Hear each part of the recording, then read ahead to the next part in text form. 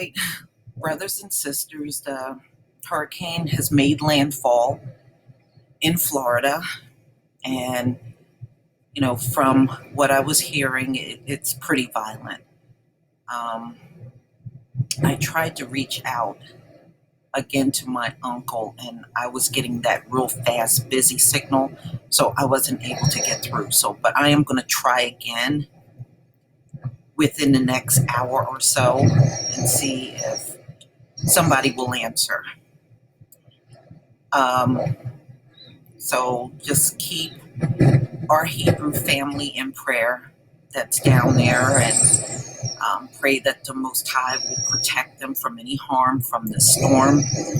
And just like Texas, there apparently is a lot of racism going on in Florida when it comes down to the shelters. Um, there are some stories out where a lot of white folks went into the black neighborhood to get into shelters, and the black people that live in the neighborhood can't even get into the shelter. So I was listening to the Hebrew One show, and it's the same thing, just like Harvey. They're helping white folks, but sending black folks from shelter to shelter. Now, my family were telling me they weren't even trying to go to a shelter. Some of them decided to ride it out. Some of them did leave. A couple of my cousins did leave. My uncle left. I have one aunt that decided to ride it out, and another aunt left. So my family is kind of all over the place right now in Florida, just seeking shelter. But all of them are in a place where they're safe right now.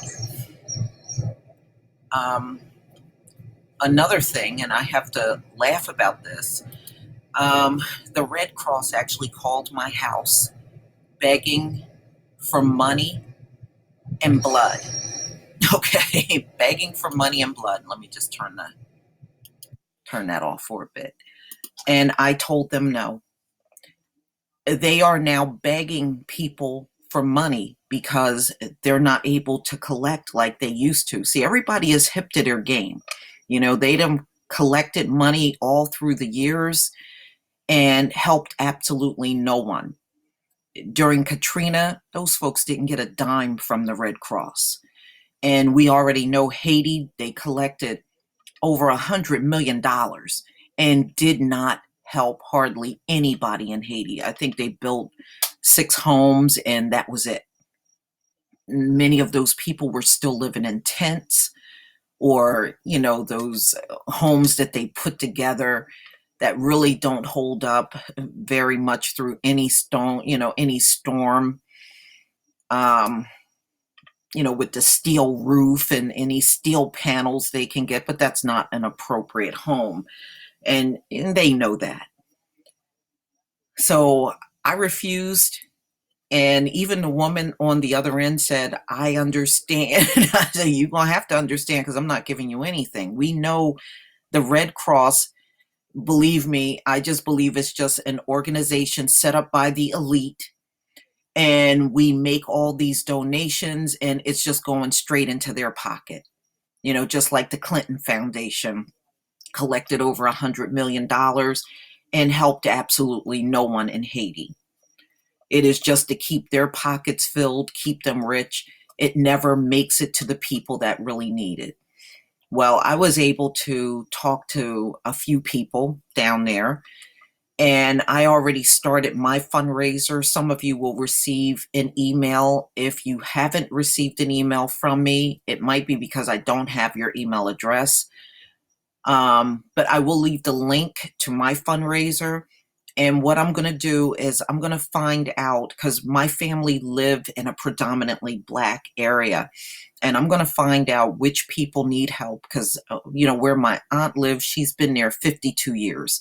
And she said there's a lot of elderly Black people that live around her. So I'm going to see who needs help, out of the Israelites down there, and get the money for them. It's going to be just for the Israelites that need help.